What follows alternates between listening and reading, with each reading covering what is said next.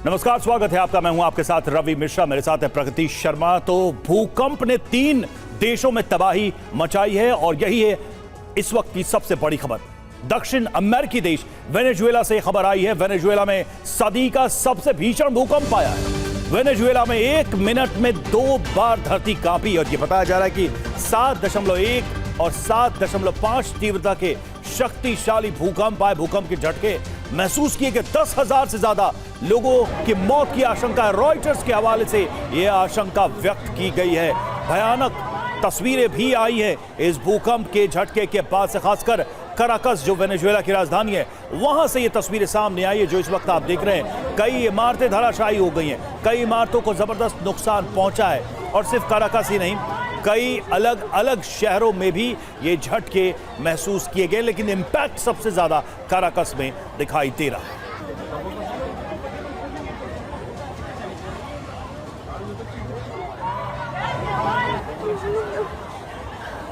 और भूकंप से कई इमारतों में दरारें भी आई हैं। कुछ घर पूरी तरह से धराशायी हुए हैं। मलबा हटाने में बुलडोजर लगाए गए हैं। भूकंप से कई इमारतों में दरारें भी आई हैं। तो डबल भूकंप के झटके कुछ सेकंड्स के अंदर ये 2 बार भूकंप के झटके महसूस किए गए हैं और वो भी 7 से ज्यादा की तीव्रता रही है। इसका असर देखिए, मलबा बिखरा हुआ नजर आ रहा है। कई इमारतें धराशायी हो गई, कई घर ढह गए हैं, मलबा बिखरा हुआ दिखाई दे रहा है, इमारतों में दरार आ गई है। एयरपोर्ट के पास भी अफरा तफरी का माहौल देखने को मिला है। अब मलबा हटाने के लिए बुलडोजर लगाए गए हैं।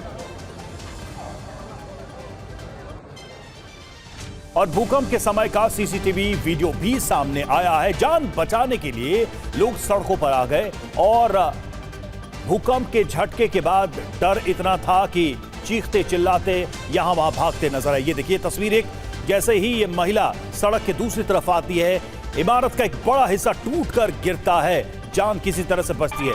छत का एक हिस्सा गिरने से एक महिला और एक बच्चा चोटिल हुए। ये दूसरी तस्वीर हम आपको दिखा रहे हैं। कई तस्वीरें भूकंप के बाद की सामने आई हैं और ये एक ऐसी ही तस्वीरें बताया जा रहा है कि इमारत का एक हिस्सा गिरा जिसमें महिला और बच्चे घायल हुए हैं। देखिए सड़कों पर कैसे लोग हैं।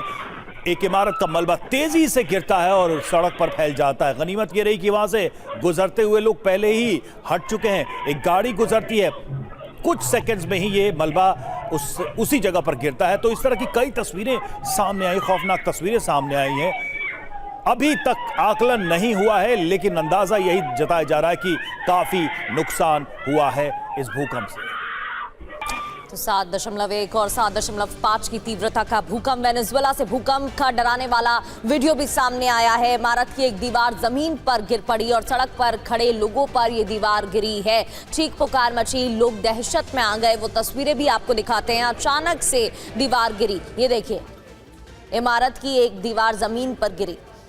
एक महिला यहां खड़ी हुई दिखाई दे रही है। वो जब तक कुछ समझ पाती तब तक ये दीवार गिर गई। हालांकि बाल बाल इस महिला की जान बच गई है। और अगली तस्वीर हम आपको दिखाएंगे कराकस एयरपोर्ट की।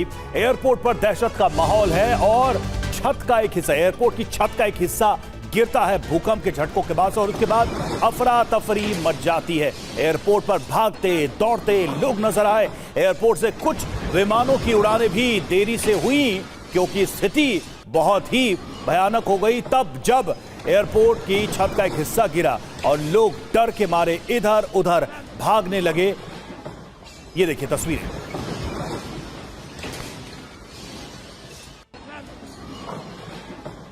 तस्वीरों में साफ दिखाई दे रहा है कि कैसे एक हिस्सा गिरता है और उसके बाद अफरा तफरी मच जाती है। तो अब तक ये 3 तस्वीरें आप देखिए, कैसे जान बचाने के लिए लोग सड़कों पर आए। मकानों का मलबा गिरता हुआ साफ दिखाई दे रहा है और एयरपोर्ट पर भी दहशत का माहौल, क्योंकि एयरपोर्ट की छत का हिस्सा टूटकर गिरता है बहुत तेजी से और लोगों में अफरा तफरी मच जाती है।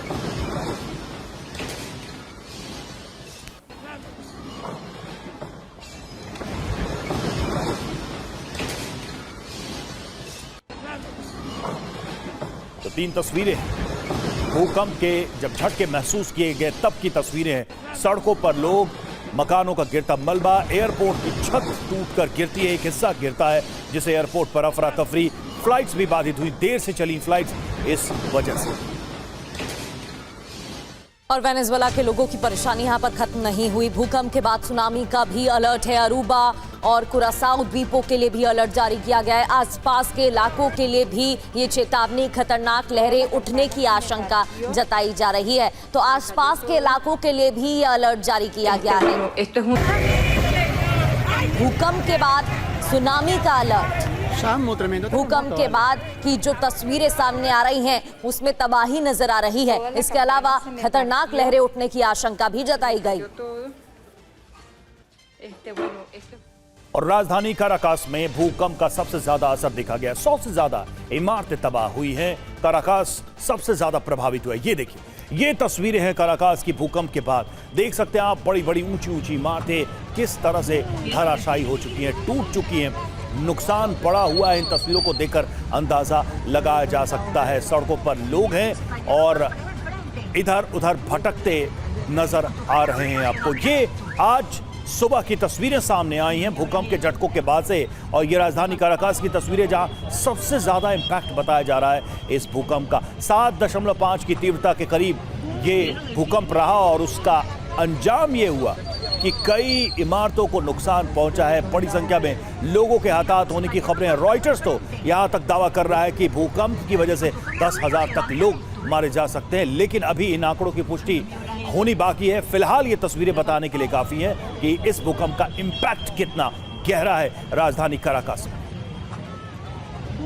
और जो तस्वीरें सामने आई हैं उसमें साफ तौर पर दहशत लोगों में दिखाई दे रही है। काराकास में भूकंप के बाद लोग हिलती हुई इमारतों से बाहर निकलते नजर आए। पूरे शहर में धूल और धुएं का गुबार उठा। जगह जगह इमारतों का मलबा बिखरा हुआ दिख रहा है। ये देखिए तस्वीरें, धूल और धुएं का गुबार भी दिखाई दिया है।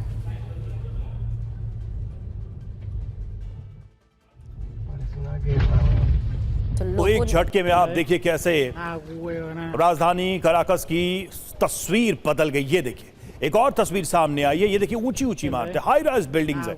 इनको कितना नुकसान पहुंचा है, इन इमारतों में भी क्षति हुई है और उसकी तस्वीरें भी सामने आई हैं। तो राजधानी वेनेजुएला की राजधानी पर सबसे ज्यादा इंपैक्ट बताया जा रहा है, प्रभाव बताया जा रहा है। ये देखिए तस्वीरें, ये सामने जो आपको दिखाई दे रही हैं इमारतें, इनको कितना नुकसान पहुंचा है। ये ऊंची ऊंची बिल्डिंग्स हैं, इनको डैमेज हुआ है। कई मकान तो ऐसे जो पूरी तरह से जमींदोज हो चुके हैं। तो इस वक्त वेनेजुएला में हालात बेहद गंभीर हैं क्योंकि इन भूकंप के झटकों के बाद से नुकसान काफी हुआ है। नुकसान का आकलन जरूर होगा, लेकिन तस्वीरों को देखकर ही अनुमान लगाया जा सकता है कि नुकसान जबरदस्त हुआ है।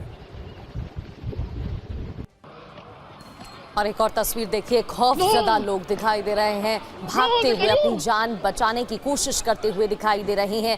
मलबा बिखरा हुआ नजर आ रहा है, इमारतें धाराशायी हो गई हैं। दो तस्वीर देखिए, पहली तस्वीर जहां लोग इधर उधर भागते दिखाई दे रहे हैं, सड़कों पर बड़ी संख्या में लोग हैं, करीब 10,000 लोगों की मौत की आशंका जताई जा रही है। दूसरी तस्वीर देखिए जहां धूल और धुएं का गुबार दिखाई दे रहा है क्योंकि एक एक कर ताश के पत्तों की तरह इमारतें बिखर गई, धराशायी हो गई और इसी वजह से धूल का गुबार भी नजर आया है। खौफजदा लोग दिखाई दे रहे हैं, अपनी जान बचाने के लिए भागते हुए नजर आ रहे हैं। हर तरफ तबाही का मंजर देखने को मिल रहा है। 7.5 की तीव्रता का भूकंप यहां पर आया है। भूकंप के झटके महसूस किए गए हैं और इसी के बाद ये तस्वीरें देखिए, लोगों में दहशत का माहौल दिखाई दिया। हिलती हुई इमारतों से भी बाहर निकलते हुए लोग दिखाई दिए हैं। ये दिल दहलाने वाली तस्वीरें सामने आई हैं। और इतना ही नहीं, भूकंप के बाद सुनामी का भी अलर्ट जारी कर दिया गया है। इससे पहले 1812 में इसी तरह का भूकंप देखने को मिला था इसी केंद्र में और उस दौरान करीब 30,000 लोगों की मौत हो गई थी। एक बार फिर से वैसी ही तबाही देखने को मिल रही है। तो देखिए इसका इंपैक्ट, और सबसे बड़ी बात यह है कि सिर्फ वेनेजुएला ही नहीं, वेनेजुएला, जापान, अमेरिका में भी भूकंप के झटके महसूस किए गए हैं।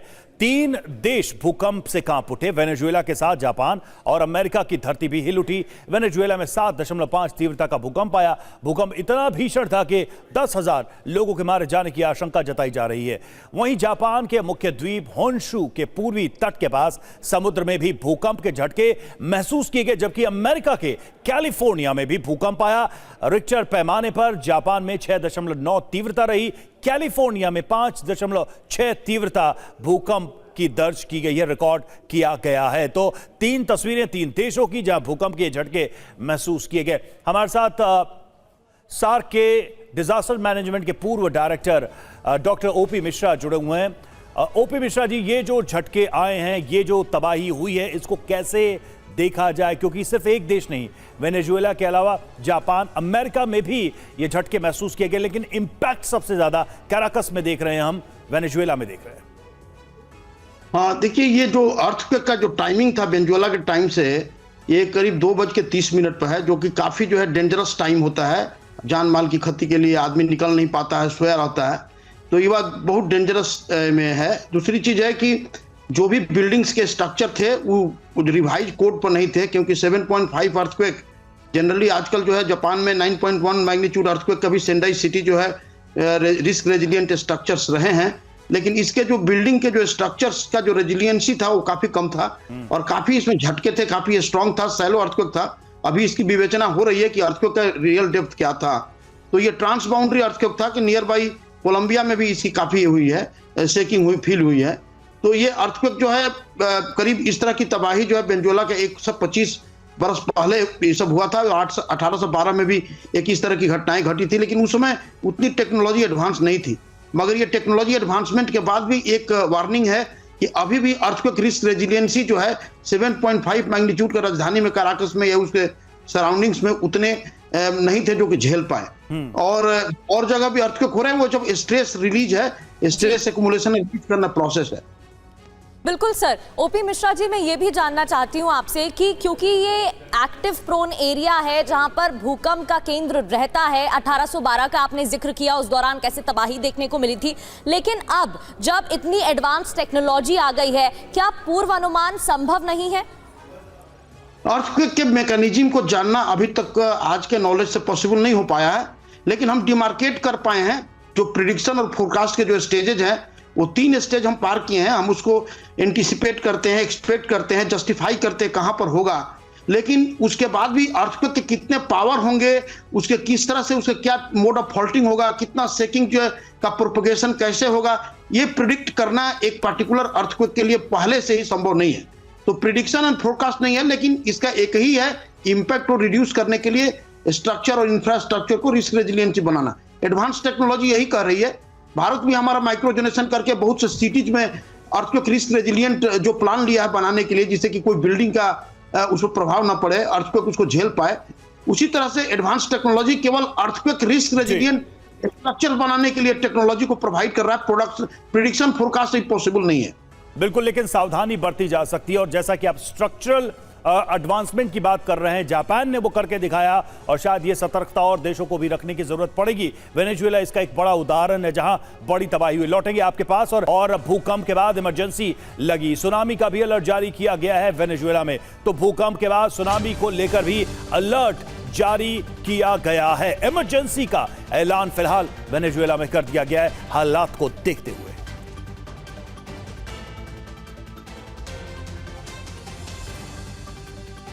तो एक तरफ इमरजेंसी का ऐलान, दूसरी तरफ सुनामी का भी अलर्ट जारी किया गया। लोगों को सतर्क रहने के लिए कहा गया, यानी कि भूकंप के बाद सुनामी की मुसीबत भी आ सकती है कोस्टल एरियाज में, उसको लेकर भी चेतावनी जारी की गई है। भूकंप और सुनामी का वैसे कनेक्शन होता है अगर नेचुरल इंसिडेंट्स की बात करें तो, लेकिन यहां भूकंप के बाद सुनामी का अलर्ट जारी किया गया, यानी कि एक खतरा अभी बचा हुआ है। फिलहाल ये तस्वीरें हम आपको दिखा रहे हैं वेनेजुएला की राजधानी की, जहां पर ये जबरदस्त भूकंप आया है और तबाही मची है। और सिर्फ वेनेजुएला में नहीं, अमेरिका में भी भूकंप के झटके महसूस किए गए। अमेरिका में 5.6 तीव्रता का भूकंप आया। कैलिफोर्निया के उत्तरी हिस्से में धरती हिली। एक के बाद एक भूकंप के कई झटके यहां पर महसूस किए गए। कई लोगों के घायल होने की भी खबर है और भूकंप से कई इलाके की बिजली भी गुल हो गई है। कई इलाके ऐसे जहां प्रभाव देखने को मिला है। तो ना सिर्फ वेनेजुएला, जापान से भी कई तस्वीरें सामने आई हैं और अमेरिका, जहां कैलिफोर्निया में झटके महसूस किए गए, कई लोगों के घायल होने की खबर है। एक के बाद एक भूकंप के कई झटके यहां पर भी महसूस किए गए हैं। कैलिफोर्निया के उत्तरी हिस्से में धरती हिली। 5.6 तीव्रता का भूकंप यहां पर भी आया। ये देखिए तस्वीरें, कैसे एक स्टोर में सामान हिलता हुआ दिखाई दे रहा है।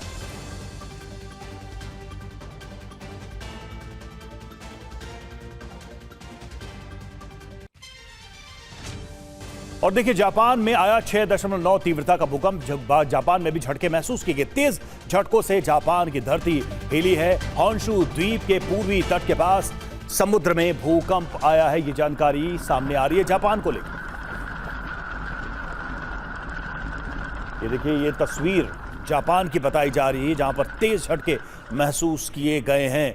ये एक और तस्वीर हम आपको दिखा रहे हैं। एक तरफ अमेरिका, दूसरी तरफ जापान की तस्वीर हम आपको दिखा रहे हैं। ये देखिए तस्वीरें आपके सामने, किस तरह से भूकंप के झटके जब आते हैं तब देखिए धरती कांप रही होती है। और ये तस्वीर कैद ये साफ देखा जा सकता है। बहुत ही क्विक, बहुत ही शेकी इस वक्त ये पिक्चर, जिसमें साफ दिखाई दे रहा है कि तेज झटके थे और इस वजह से कम वेनेजुएला में जबरदस्त नुकसान पहुंचा है। बिल्कुल। और एक और तस्वीर आपको दिखाते हैं। ये तस्वीर देखिए, जापान और अमेरिका की अलग अलग तस्वीरें सामने आई हैं। कैसे एक स्टोर, मेडिकल स्टोर भी दिखाई दे रहा है। यहाँ पर जो सामान रखा हुआ है वो गिरता हुआ दिखाई दे रहा है। हिलते हुए ये स्टोर की जो तस्वीरें हैं वो सामने आई हैं। जितनी भी बॉटल्स हैं वो जमीन पर गिर जाती हैं। सामान बिखरा हुआ दिखाई दे रहा है और इससे पता चलता है कि भूकंप के कितने तेज झटके यहाँ पर महसूस किए गए।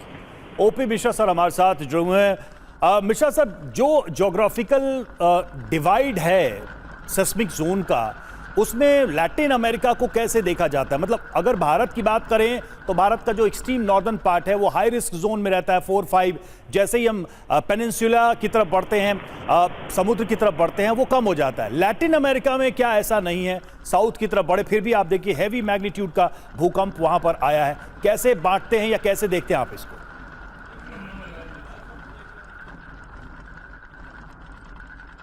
ये जो भी है, इसका जो है एक काफी जोनेशन का प्रक्रिया जो है कठिन होता है। इसमें पीक ग्राउंड एक्सेलरेशन के आधार पर हम जो है जोनिंग मैप करते हैं, जिसमें कि मैक्सिमम क्रेडिबल अर्थक्वेक का जो फॉल्ट होता है उसको डिजिग्नेट करते हैं। उसमें सेस्मिक वेव के एटेन्युएशन को भी कहते हैं, कि देखते हैं कि किस तरह से सेस्मिक वेव जनरेट होगा, कितना अमाउंट उसका एटेन्युएट होगा, कितना स्कैटर्ड होगा और उसका इम्पैक्ट कितना दूर तक जाके मासिव होगा। ये सारे चीज को देखते हुए उसको जोनेशन करते हैं और देखते हैं कि पीक ग्राउंड एक्सेलरेशन कहां पर ज्यादा है, कहां पर कम है, और उसको करने के लिए उसका स्ट्रक्चर का किस तरह से स्पेक्ट्रल फ्रीक्वेंसी के अनुसार उसको बनाया जाए जो कि शेकिंग को करे। ये सारे प्रोसेस जो है स्टैंडर्ड है, वो इंडिया में भी वही होता है। अभी आप देखेंगे कि इंडिया का जोनेशन मैप अभी जो बनाया गया है और काफी जो है रिगरस बनाया गया, काफी डाटा लगता है इसमें, काफी जियोटेक्निकल इंटीग्रेटेड अप्रोच होते हैं, सेस्मोलॉजिकल, जियोफिजिकल, जियोलॉजिकल, जियोटेक्निकल सारे लेकर तब उसको वेटेज देकर उसको होलिस्टिक एक मॉडल बनाते हैं जो कि एक रिप्रेजेंट करे रियलिटी को। तो इस तरह से जोनेशन मैप बनाया गया। ये जोन मैप भी एक प्रिडिक्शन का वन ऑफ द एस्पेक्ट है कि डिमार्केशन करना भी अर्थक्वेक का एक है कि हम डिमार्केट किए कि in which zone we are living. So it was the hottest spot of the Venezuela, Caracas. This has already shown. Just like in India, in northeastern part of the India or some part of the plate interior, Bhuj area, these are the earthquake prone area. तो ये इस तरह से बनाया जाता है कि उसका किस तरह से सेस्मिक इंटेंसिटी का वेरिएबिलिटी किस जोन में आता है। इसका सर कोस्टल एरिया से कनेक्ट होना कोई मायने नहीं रखता इस संदर्भ में, क्योंकि मैं ये सवाल पूछना चाह रहा था कि सुनामी का भी at the same time alert issue किया गया है, यानी कि कोस्टल एरियाज में ऊंची लहरें उठ रही हैं और सुनामी आने को लेकर अलर्ट किया गया है लोगों को। हाँ, देखिए, जो सुनामी होता है वो अर्थक्वेक का सेकेंडरी इफेक्ट होता है। जब सुनामी होता है तो रॉक टूटता है और वाटर कॉलम जो है शिफ्ट करते हैं और उसके बाद फिर जो सेस्मिक जो वेव जो होता है, उसका जो सुनामी का जो वेव होता है, ये उसको ग्रेविटी वेव बोलते हैं, काफी हाई स्पीड का होता है। तो जनरली क्या है कि जो पैसिफिक अर्ली वार्निंग सेंटर जितने बने हैं वो मैग्नीट्यूड बेस्ड अर्ली वार्निंग देते हैं, 7.7 के अबव होती ही वार्निंग देते हैं। लेकिन हमारे इंडिया में जो इंक्वायस है पृथ्वी विज्ञान मंत्रालय का, उसका बहुत से पैरामीटर्स है, केवल मैग्नीट्यूड ही नहीं है, उसका फॉल्टिंग मैकेनिज्म देखा जाता है कि थ्रस्ट फॉल्टिंग है, रिवर्स फॉल्टिंग है, कितना डिस्प्लेसमेंट स्लिप है, उस बेसिस पे करते हैं। तो वार्निंग देना, क्योंकि लहरें उठती हैं और वो समुद्र के किनारे है, समुद्र के अंदर जो सब ओशनिक अर्थक्वेक होता है उसके नीचे जब होता है तो संभावना होती है कि हाइट जो है वो कोस्टल बेल्ट को, उसके इंपैक्टमेंट को ऊपर जाएगा तो पानी हाइड्रोस्टैटिक प्रेशर से डैमेजेस बढ़ा देगा। जैसे सेंदाई में हुआ था, सेंदाई के 2011 के सुनामी जितने डैमेज हुए थे वो सुनामी वेव से हुए थे, ना कि अर्थक्वेक के शेकिंग से हुए थे। वेनेजुएला में कल छुट्टी का दिन था। ये बड़ा अपडेट है। कल छुट्टी का दिन था, इस वजह से लोग ज्यादातर अपने घर में थे। नेशनल डे की वजह से ही छुट्टी थी। नेशनल डे की वजह से ही लोग अपने घर पर थे और ज्यादातर लोग इस दौरान अपने घरों में ही मौजूद थे। घर पर होने की वजह से ज्यादा मौतें हुई हैं, ऐसी आशंका जताई जा रही है। छुट्टी का दिन था और इसी वजह से ज्यादातर लोग घर पर थे। नेशनल डे की वजह से ज्यादा मौतों की आशंका जताई जा रही है। ओपी मिश्रा जी, घर बैठे दर्शकों के लिए अगर ये समझना चाहें कि कितना मैग्नीट्यूड बहुत गंभीर रहता है, क्योंकि 1812 में भी देखा गया 7.7 से 7.9 की तीव्रता का भूकंप आया था और हजारों की संख्या में लोगों की मौत हो गई थी। और यहां पर जो 2 झटके महसूस किए गए हैं कुछ सेकंड्स के अंदर, ऐसा क्यों हुआ सर कि 7.5 तीव्रता का भूकंप भी आया और उससे पहले भी ऐसा ही भूकंप के झटके महसूस किए गए हैं? क्या आफ्टर शॉक भी अब देखने को मिल सकता है या यही मुख्य भूकंप था? देखिए, जो अर्थक्वेक का जो डैमेज का जो 3 पैरामीटर्स है, एक जो मैग्नीट्यूड है जो काफी इंपॉर्टेंट है, लेकिन मैग्नीट्यूड के साथ साथ डेप्थ भी देखते हैं, कितना डेप्थ पे हुआ है। यदि यही 7.5 मैग्नीट्यूड यदि 50 किलोमीटर के नीचे होता, 60 किलोमीटर के नीचे होता, डैमेज उस तरह से नहीं आता, क्योंकि सेस्मिक की शेकिंग का जो वेव का जो शेकिंग का जो फ्रीक्वेंसी है वो काफी कम होता, ऊपर आते आते एटेन्यूएट कर जाता, डिसिपेट कर जाता, नीचे के लेयर में ऑब्जर्व हो जाता। लेकिन मैग्नीट्यूड यदि शैलो डेप्थ पर है, जस्ट क्रस्टल अर्थक्वेक है, मतलब कि 330 किलोमीटर के से कम है, तो उस समय डैमेज काफी बढ़ जाता है। लेकिन वही यदि मैग्नीट्यूड लोअर है लेकिन शैलो डेप्थ है तो भी डैमेज वैसा ही होता है। आपको याद होगा लातूर का अर्थक्वेक, मैग्नीट्यूड ज्यादा, उसका जस्ट 5.8 और 5.9 था, नियर अबाउट 6, लेकिन उसका डेप्थ जो है 9 से 10 किलोमीटर था, इसलिए डैमेज बहुत हुआ। लेकिन तो सर, ये इस तरह आपने शुरू में यह भी बताया कि भूकंप का एपिसेंटर कर्स्ट के करीब हो या फिर नीचे हो, लेकिन जो ऊपर हमारा जो ह्यूमन स्ट्रक्चर है वो बहुत ज्यादा डिसाइड करता है कि डैमेज कितना होगा, कितना बड़ा होगा। क्या वेनेजुएला में आप ये मानते हैं जो हमें तबाही इस वक्त देख रहे हैं, स्ट्रक्चरल फॉल्ट्स रहे होंगे जिसकी वजह से ये अर्थक्वेक झेल नहीं पाया 7.5 का, जबकि 9 तक के मैग्नीट्यूड को जापान के शहर या इलाके झेल जाते हैं?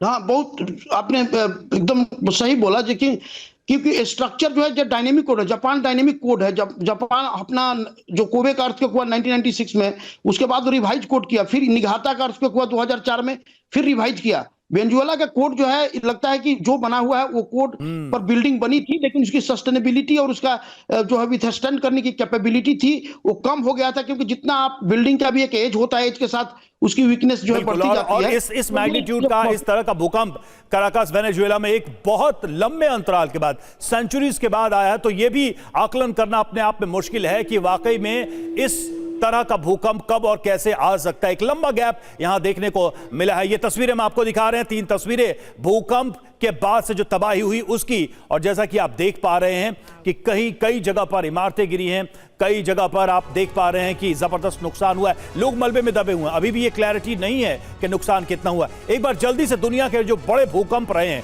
उस पर नजर डालते हैं और समझने की कोशिश करते हैं कब, कहां, किस तरह का भूकंप आया, कितना नुकसान हुआ। सबसे पहले आप चीन की बात करें, तांगशान में 1976 में भूकंप आता है, 7.6 मैग्नीट्यूड। मौतें देखिए, 2,42,000 लोगों की मौत हो जाती है। इसके बाद बात सुमात्रा की करते हैं। साल 2004 जहां 9.1 तीव्रता का भूकंप यहां पर आया और 2,28,000 से ज्यादा लोगों की जान चली गई। सुनामी का भी यही दौर था, जिसके बाद पूरी दुनिया ने सुनामी को लेकर एक तरीके से सतर्कता बरतनी शुरू की। सिचुआन चीन की बात करें, 2008 7.9, इसमें 87,000 लोगों की मौत हुई। ये चीन में दोबारा भूकंप आया और इतनी बड़ी संख्या में लोग मारे गए। बिल्कुल। हैती की बात करें, 2010 साल जहां 7 तीव्रता का भूकंप महसूस किया गया और 1,60,000 से ज्यादा लोगों की इस दौरान मौत हो गई थी। ये दुनिया के बड़े भूकंप हैं जिन्होंने बहुत ज्यादा जनहानि की है। देश की बात करें, जापान में भूकंप आया और तोहोकू में आया 2011, आप सभी को याद होगा, वहां पर वही सुनामी ने काफी नुकसान पहुंचाया था, भूकंप ने नुकसान पहुंचाया था। सबसे ज्यादा देखिए मैग्नीट्यूड 9.1, लेकिन यहां मौतें 15,000 हुई थी। तीव्रता बहुत ज्यादा थी जापान में आए इस भूकंप की। तुर्की की बात करें, साल 2023 में भूकंप आया, 7.9 की तीव्रता रही, मैग्नीट्यूड 7.9 और 50,000 से ज्यादा लोगों की इस दौरान मौत हो गई थी। ये अलग अलग देशों की जानकारी आपको दे रहे हैं।